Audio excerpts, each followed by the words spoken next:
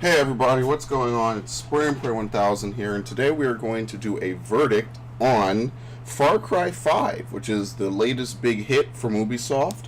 It is the next big game in the Far Cry franchise, but coincidentally, it is also the first game that I played from the Far Cry series. So let's just jump right into it. So Far Cry 5 is a first-person shooter open-world game with action and stealth involved. There's RPG elements, light RPG elements. It's your very sort of standard open world style video game that you would see nowadays. But the thing about it is that it's actually pretty well done and pretty well put together. So from a gameplay standpoint, the central part of the game is that you are playing as a character and you need to liberate various regions around Hope County, Montana. And the way that you go about doing that is you can do almost anything in the game. Anything that does something to harm the cult, which is the enemy that you're up against, will give you bonus points towards your objective and progress the story to its conclusion. At the end of the conclusion, at the end of you progressing enough, you are able to fight the head of the cult for that area. You fight them, you beat them, and then you can move on to the next area.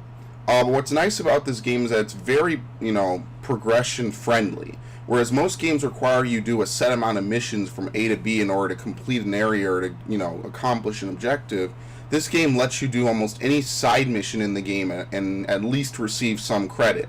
So for instance, each mission might give you like 900 points. But while you travel from mission to mission, or while you just simply explore the world, doing side things like finding stashes of extra ammo and weapons, finding finding side missions and stuff like that to do, finding various other things that can help you out, just stopping people from being executed or stopping people from being converted or destroying cult property to reduce their propaganda. That actually is kind of cool that they do that, because most games are like GTA style. There's a certain amount of missions you have to do to get through it. It's really cool to see a game that does that, and that's definitely one of my favorite positives about this game, is that it allows you to play whatever speed you want and do whatever you want and get rewarded for it. And I think that that's actually one of the coolest aspects about this game. Additionally, I think that the shooting and the RPG mechanics are pretty nice, and I really like that about Far Cry 5. I think that there's a good gameplay basis for a lot of the shit that you do. Now, again, I played it on computer, so I'm not too sure how it plays on console, but it is pretty nice, and I did enjoy it. There's a good variety of weapons. There's assault rifles, submachine guns, sidearms, snipers, launchers, light machine guns, bows and stuff, which is pretty cool. There's a lot of variety to the explosives you can carry. There's a lot of things you can customize about these weapons. And I'll say this, from a gameplay standpoint, I really wasn't left wanting too much. It's just that Far Cry 5 doesn't really, and then this is, just only a slight negative, I would say, it doesn't really do anything too amazing. Like, there's nothing that it does, like, that it excels at, that it's its own sort of a thing. But on the flip side of it, there's nothing it does poorly, if that makes sense. Like, usually games have a hook, have a gimmick. Far Cry 5 doesn't really have a hook or a gimmick or something too unique to it, other than, like, crazy stuff happening, and just this larger-than-life sort of rendition of the world. But that's fine, and I really didn't mind it at all when I was playing it, so I won't really say too much about it. I just think that that overall contributes to the game in a more positive way. And other than that, I mean, the story of this game is pretty simple but complex at the same time. So, actually, before I get into the story, one of the other things I didn't like is the partner AI for some of the partners. For the dog can't get in any vehicles, which everyone knows that dogs can never get inside any car ever. But yeah, like, the dog sometimes will do dumb stuff. They'll walk into explosives. They won't necessarily prioritize enemies that they know they can kill.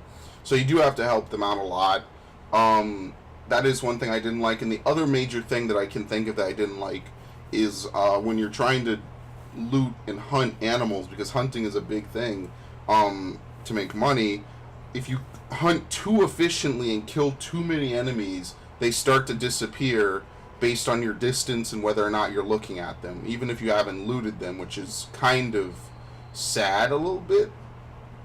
Again, not that it's that big of a deal. It's just one of the things I noticed that I was like, well, why? You know, like, why the fuck? But yeah, so the story of this game is basically you play as a deputy, a new recruit for the Montana Hope County Police, and you, your chief, Whitehorse, and two other fellow deputies, Platt and Hudson, are basically teaming up with the U.S. Marshals to go in and arrest Joseph Seed for various crimes that he's been accused of, and to bring him in. And what ends up happening is you go to this town in the middle of Hope County, Montana, which is overrun by Joseph Seed's cult, which is called Eden's Gate. It's a doomsday apocalypse style cult that sort of is an offshoot from Christianity a bit. They definitely preach a lot about the Lord or God and all these other various things. And Eden's Gate just so happens to, you know, be armed. They have guns. They have a lot of military tech. They're the definition of like a full-blown cult. More so than just, you know, mandating people. They murder people who they don't let people leave the valley. They create drugs and force people to take the drugs and stuff like that. And basically everything goes south when you try to arrest him. You know, the shit hits the fan, and then from there, I guess it's the usual Far Cry thing of you have to build yourself up to fight back against him and eventually defeat him. And what's really cool is that there's a lot of interesting things that happen in each different area. You know, you have one area which is completely covered with this hallucinogenic drug, so there's a lot of stuff happening that's really almost magical, and there's no really other way to say it. You have another area that's like heavily mountains, and there's a lot of travel and stuff, and there's a lot of different wildlife that you can encounter alongside the normal enemies. And then there's just the you know, the third and final area, I guess, is more of your standard area. It's more has more towns and stuff, which is nice that they try to diversify each area, which is a little bit better than what I'd say for Wildlands, whereas Wildlands was kind of diverse in that every area was a little bit different. And this game tries it not only with the diversity of the different regions, and they just try to do things differently in the sense that, okay, well, this area is heavily mountains and stuff. This area is a little bit more different. It's a river, it has other things going on. So I give them some degree of credit because, like, that's something that you don't always see in a lot of open world games. Usually they kind of copy paste the same thing. But that ultimately is kind of what Far Cry ends up being. That's just kind of the trope of the genre, is that all these open world games, they all have to kind of have this same, you know, sort of a deal. There's outposts you can capture, there's people you can help along the way. I mean, that's just kind of staples of the genre, which is why, while I give it credit for making it so that way everything pushes you towards your objective by filling up your resistance bar, I also don't give it any hook because it doesn't do anything else beyond that. And that doesn't necessarily make the game bad. Like I said, it's just that this is like the pinnacle of the genre. It's sort of a monument to what the open world RPG genre has come to. And if you like that, then that's great. You know, if you're looking for something extraordinary, because I know that's what a lot of people do, not that I necessarily agree with them, then you're going to be a little bit disappointed, I feel. But yeah, the story is pretty good. I like the different themes that the story explores. And I definitely really enjoyed some of the endings. I think that it's a pretty well put together package in the sense that if you've been following the themes and you've been following the different aspects of the story, it really kind of hits home with it. My only problem is that the game doesn't really seem to keep that sort of thematic strength throughout. There's moments, glimpses of thematic greatness, and then it kind of just returns to being an above-average, run-of-the-mill style shooter game. And I really wish that they kept that thematic strength throughout. Part of that might be because the game is open world, so you can accomplish it in whatever order you desire. But it is, to me, kind of one of those things where it's like, well, gee, you know, all this stuff would be great if it was sort of delivered in a much stronger method. And I really kind of miss that.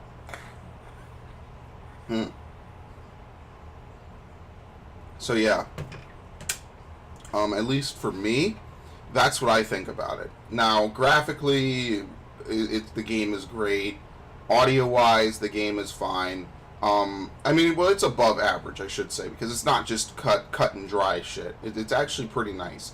I will say this about the graphics. There are several cut scenes where, you know, they're obviously not pre-rendered, excuse me, but they're obviously, you know, forced cut scenes. It's not like you know, so you talk to someone, they want you to do a mission, you go out and you do it. Like actual story cutscenes, a lot of these people, the Seed family, you know, the people you work with, you know, Hudson and Platt, they look really good. Like, I think that this game, one of the things that I will give it the most credit for is developing an engine where the women almost all look decent. You know, usually it's very easy to make a male character. You kind of just, you know, put a nice amount of gruff bullshit on them. But this game kind of went above and beyond. They had a good amount of women in this game that actually, I would say, look very, very realistic. And, you know, usually when it comes to graphics, I don't really give a shit. You know what I mean? Like, because a graphic is a graphic. But I will give them credit for that, because that is a step. That's the progress, you know what I mean? Not that every game has to make progress, but I guess what I'm trying to get is I wish this game had something a little more unique to it than just a decently good story, alright villains, you know. The main character is sort of an anomaly. He doesn't speak ever, which I thought is kind of, like, it's fine in some games, but this is not one of those games. Like, imagine if you were playing Mankind Divided, or, well, not, you know, Human Revolution, Mankind Divided, and Adam Jensen didn't speak. You know, Elias Torfexis just didn't exist. That just wasn't something that happened, other than grunts of pain and, like, you know, heavy breathing and stuff.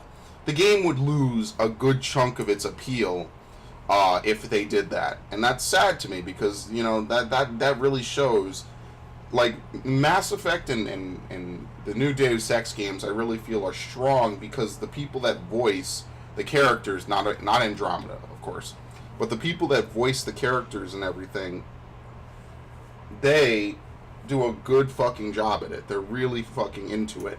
They're strong. They make the character strong and appealing. The deputy doesn't speak. He just grunts. He has heavy breathing. That's it. And I think that's a little bit of a waste. I don't really like that in video games. You know, it's kind of like the Half-Life syndrome.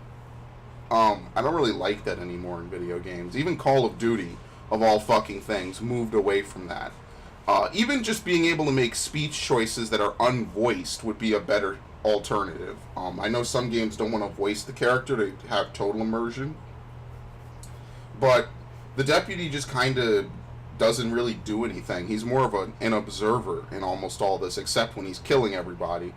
And I think that's kind of a waste. It's a wasted potential. So I'm not going to slam the game too heavily on that. I think those are the big three for this game.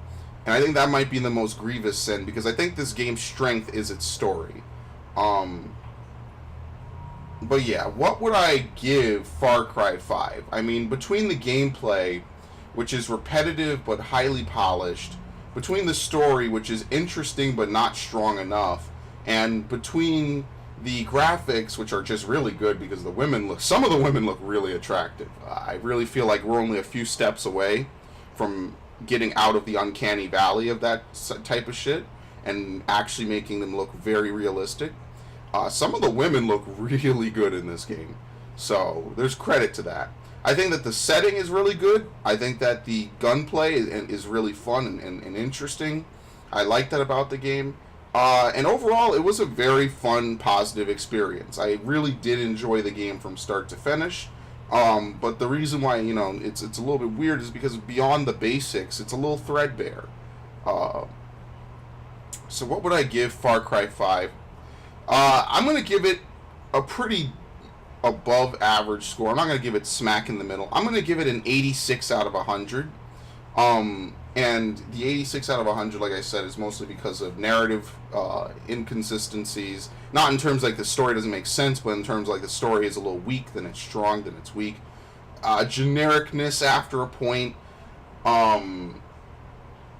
And yeah, but I mean, there's a lot of cool stuff in it. There's a lot of larger than life shit that happens, which is funny and always interesting and scary at some points. But yeah, I think that's a pretty decent score for it. So that's going to be it for Far Cry 5. I really did enjoy it. I probably won't be playing the DLCs. But I will see you guys next time on The Verdict.